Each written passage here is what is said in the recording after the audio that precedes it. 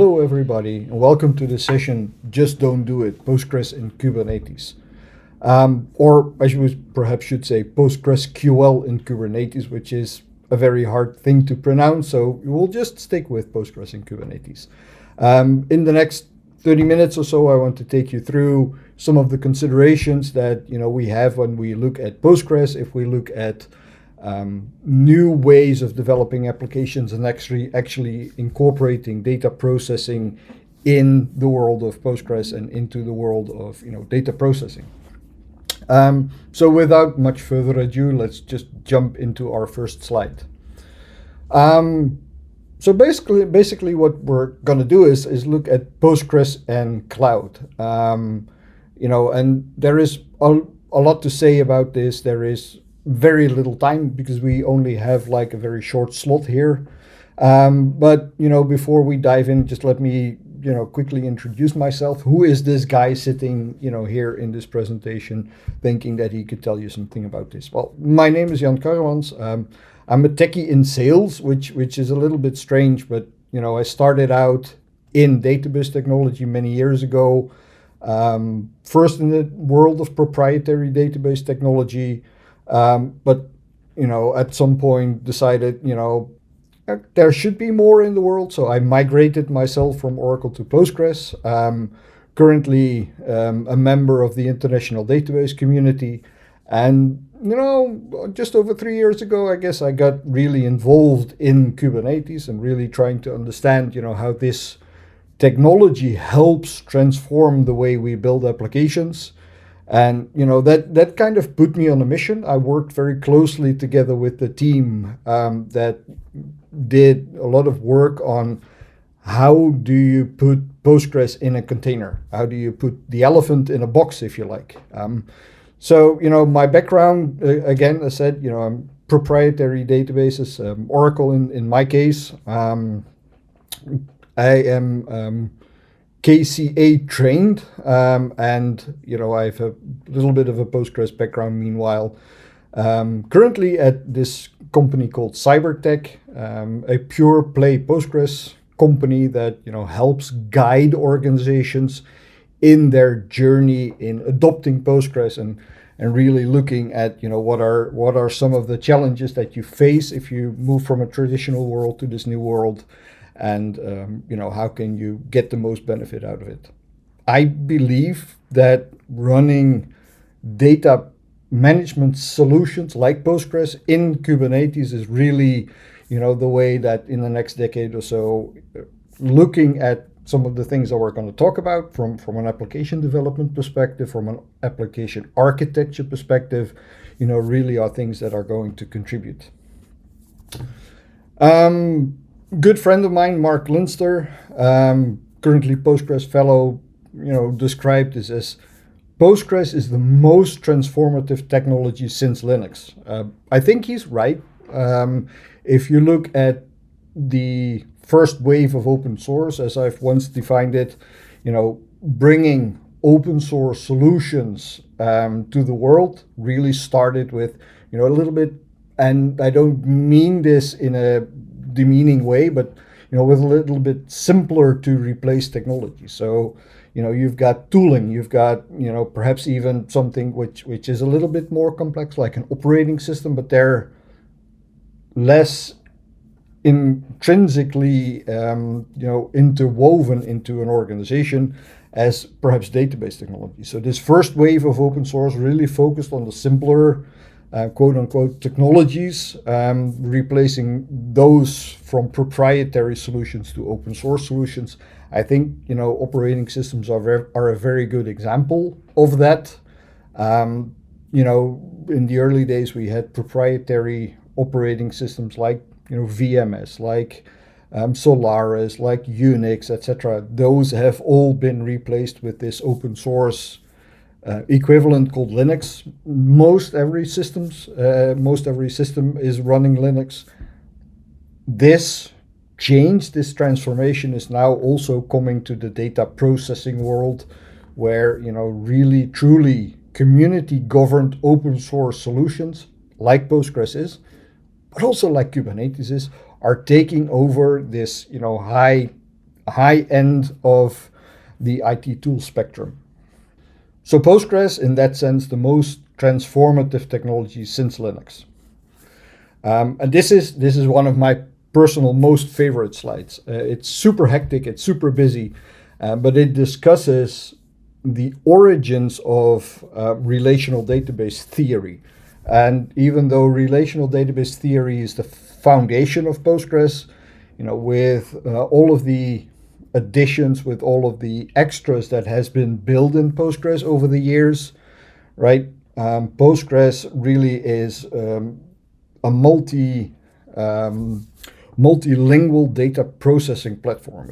It speaks relational technology. It speaks document database, so JSON-based approaches. So that is really, where this is going today. And if you look at the chart, it started with System R, the Great Debate, 1974. For those of you who are interested in history, had a bit of a discussion around, which kind of database would win. Relational database theory at that point won.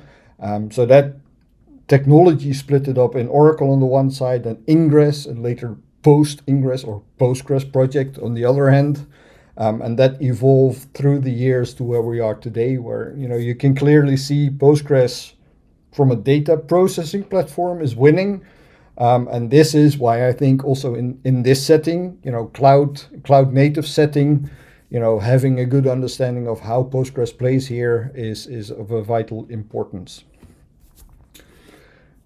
From that perspective, if you then start looking, okay, so we had Postgres, or we have Postgres, I should say, this has been around for over 30 years. It's part of the traditional way in which we do, monolithic application development. Then since 10, 15 years, the come and the rising of cloud, the maturing of cloud.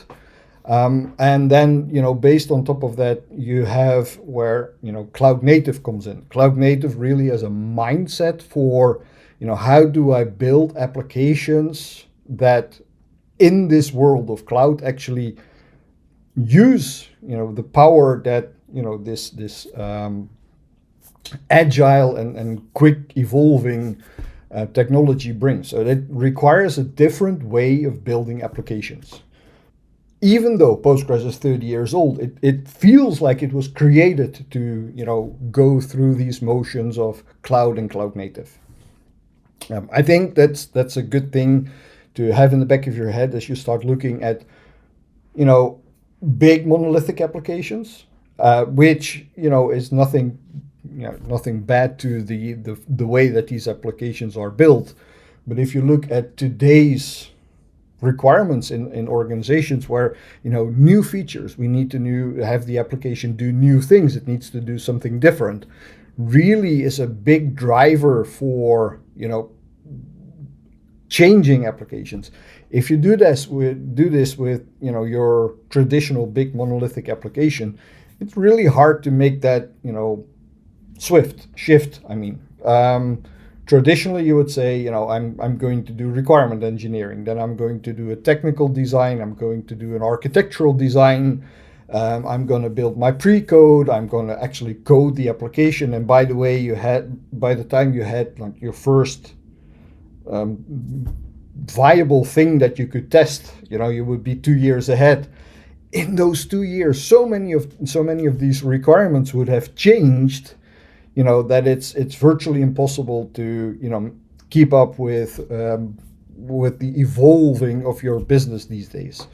So from that traditional model, we're shifting to, and I like to use this equivalent with this cloud of birds in the sky, where every bird reacts to its neighbor. Right. If that swift shifts a little bit, then all of the birds around it will shift also a little bit, and you get these gracious, patterns in the sky. I think that comparison, for me at least, looking at how requirements influence this, I think this is also how applications, and if you start looking at microservices applications, where the individual parts of the application change and evolve much like the position of the bird in the cloud of birds, is basically a model that gives you the ability to swiftly interact on changing requirements in your business.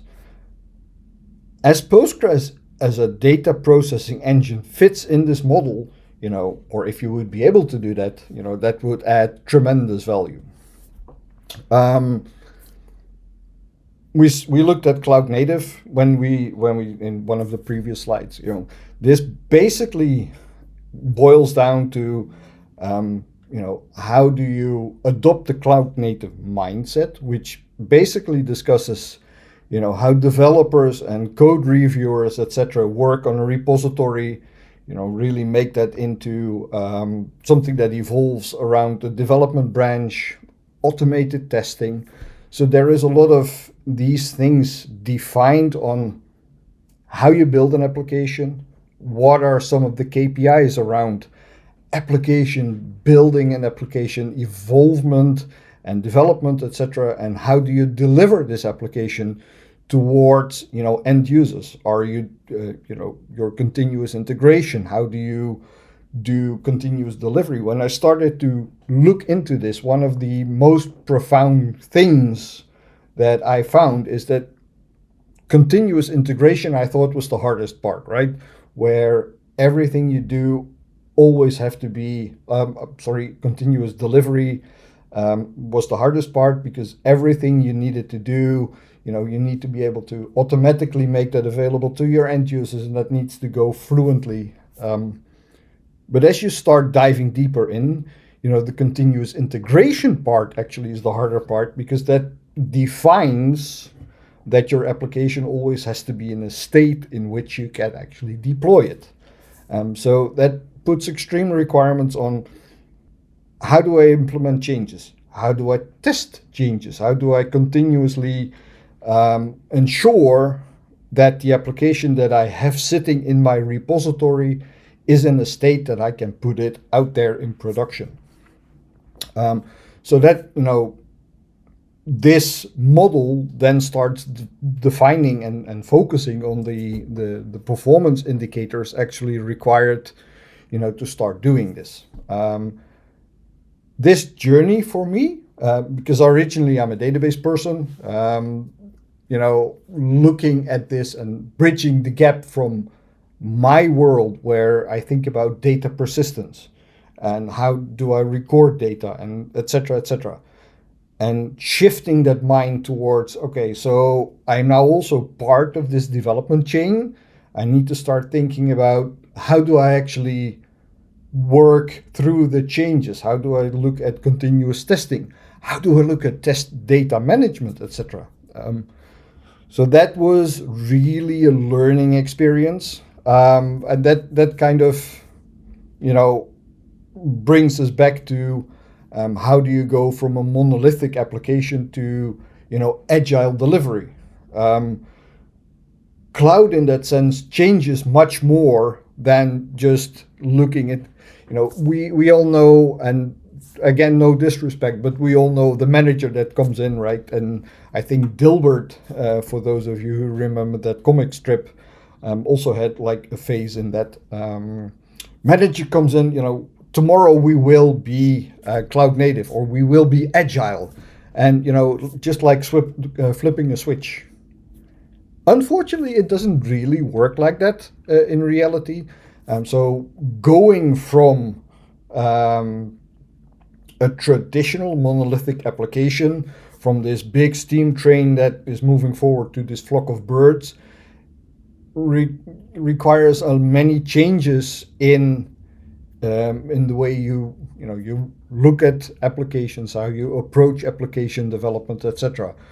So this is not something you do, just on the side overnight, right? So getting into this, thinking through this, evolving this is really a next challenge application, and that also, and we saw that in the previous slide already. The buzzword bingo. I think in IT we're really good in buzzword stuff. Everybody today is talking about AI, AI, AI. The big question is, AI matures, which will happen in, I presume, just a couple of years. What will it actually change in everyday life? What will it actually change in your day-to-day business? The reason for this is because we've seen this a couple of times, right? Big data, cloud would change everything. Yes, cloud has changed everything, but only now. And this is 10, 15 years after cloud started. We're now really starting to understand how cloud influence day-to-day IT activities. So also from that perspective, keep in mind that a lot of this stuff is buzz. It's marketing buzz, it's sales buzz, where people try to get you to, focus on their solutions, on the things that they're bringing. But one of the things is, please step back, look at your own requirements and how do these buzzword things, how does agile, how does microservices help you deliver more value for your company. And when it comes to cloud native, and that mindset part of it, I think we're getting to a point where, this is matured so far that we can say, yes, we can start out of the buzzword bingo part and actually look at, what do these things define? And I just put 4 on the slide here. So agile development, it focuses on deploying, redeploying of applications, keeping your mind, in the back of your mind, the KPIs that you want to fulfill in, how fast can I deploy an application? When we were looking at the tanker or at the train, a change could easily take 6 months to a year. Today, we're looking at bringing out an application every other hour instead of every other year, right? So that's one. The microservices part really has to do with going from this big block to the individual nuclei in that cloud. How can we break down an application? How can we find the essential granules, if you like, to start working with these with this flexible mechanism, this grid, if you like, that your application is. So that's another element which sounds very much like marketing, but actually really has a good meaning.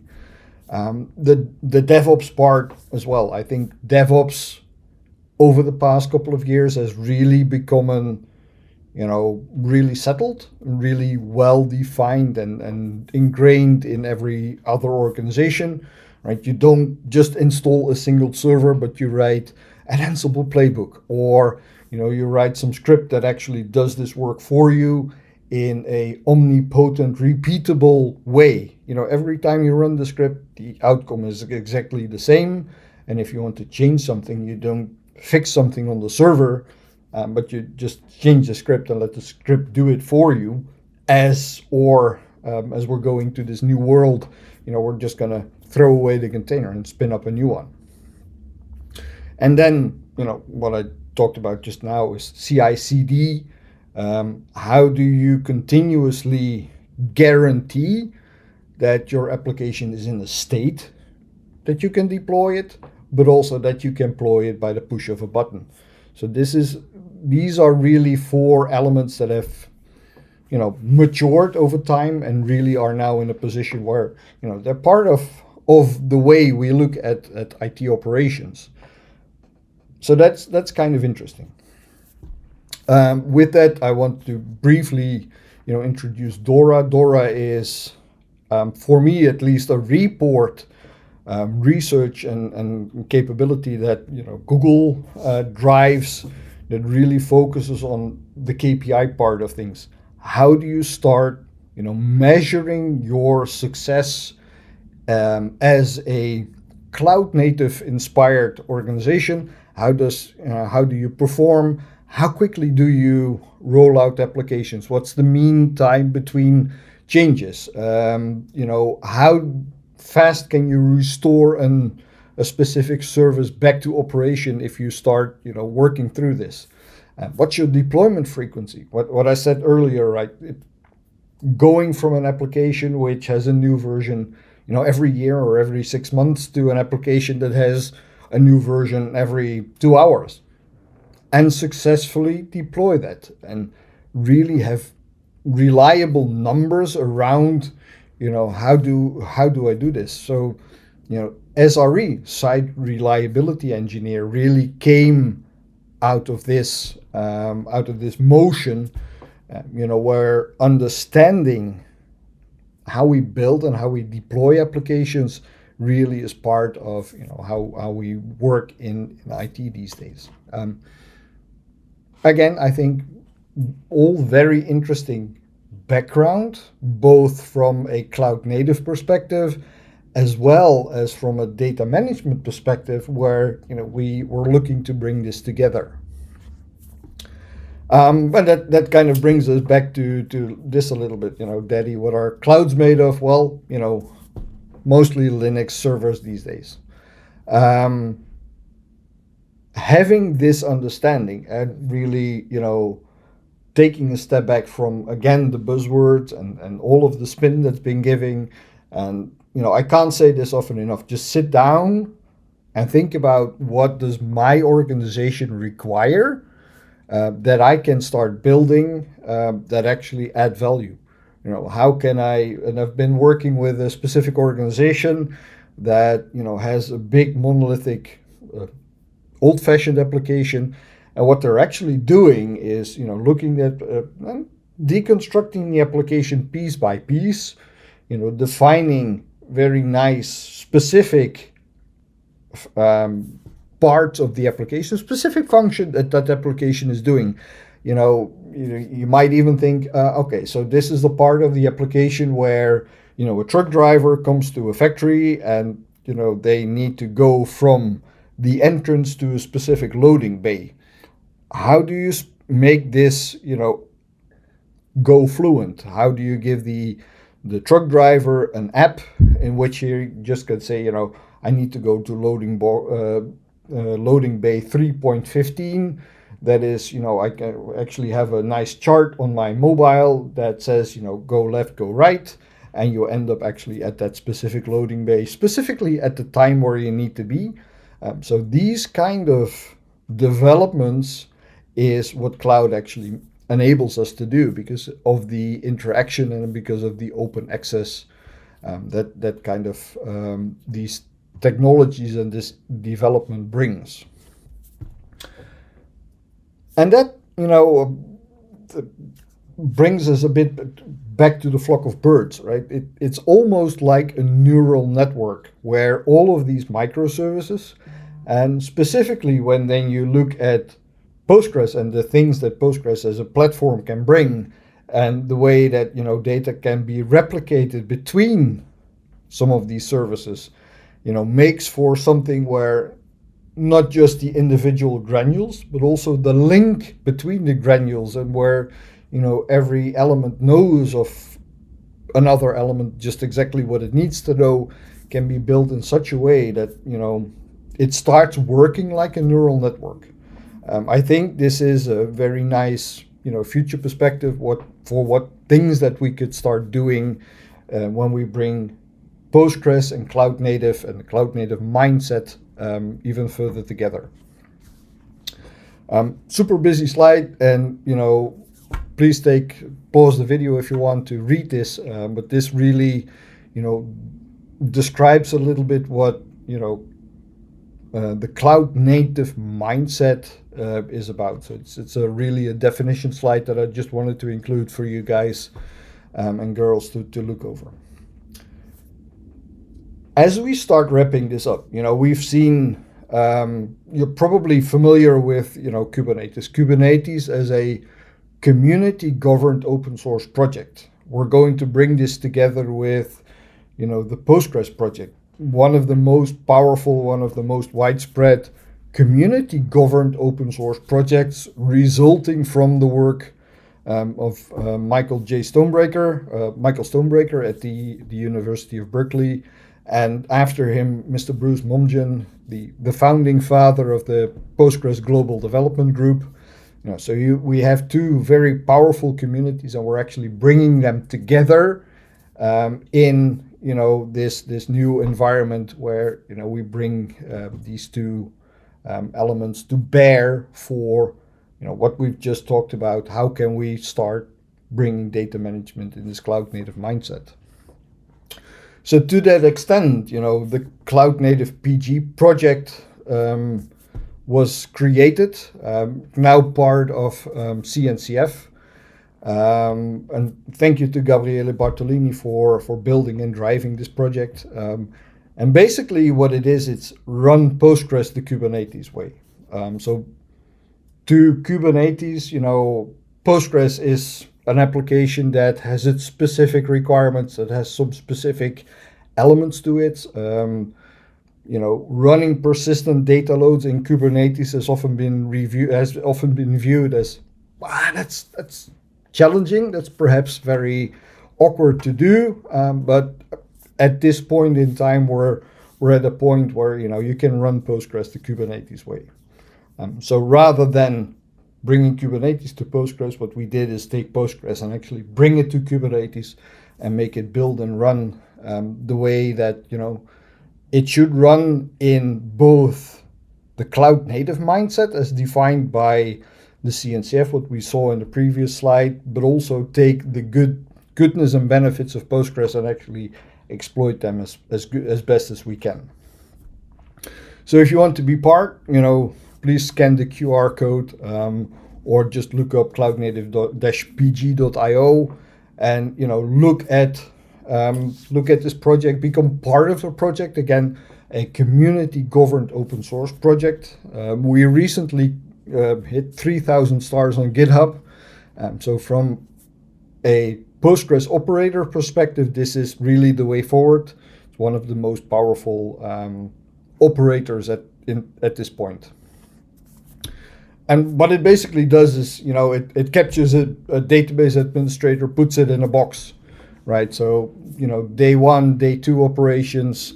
How do you, bring all of the requirements for running a data processing system to Kubernetes? That means high availability, switch over, load balancing. All of those elements are covered by Cloud Native PG, in this case, by the operator. The operator basically teaches Kubernetes, Postgres. And, for you as an end user, it's basically, just deploy and use. So from that perspective, it's a very interesting and complete product and process. Well, and that brings me a little bit to the last slide. And, I think this picture is a very nice illustration of that thought. We're here. We're at the date, this presentation is given. We're at this specific point in our journey. This is going to go somewhere from this place. And the beauty of this is, as these are community governed open source projects, I said it before, you and I together define, what the rest of our journey will be like.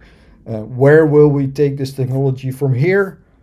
What will be the existing requirements? What will be some new requirements? Or, what will be things that will be asked of us tomorrow, next week, next month, next year? Trust in that being and adopting Kubernetes and Postgres together gives you two very strong tools that allow you to, take your journey exactly there where you need it to go. And I think that's fairly, unique and unparalleled in this environment. So that's basically the message that I wanted to share with you. What we do is we build our applications, and we try to help you basically for the things that you need. So we would love to come back and get in touch with you and hear your thoughts to, what we've talked about here today, but also what some of the other elements are. So for that, thank you very much for being part of this presentation, and until soon.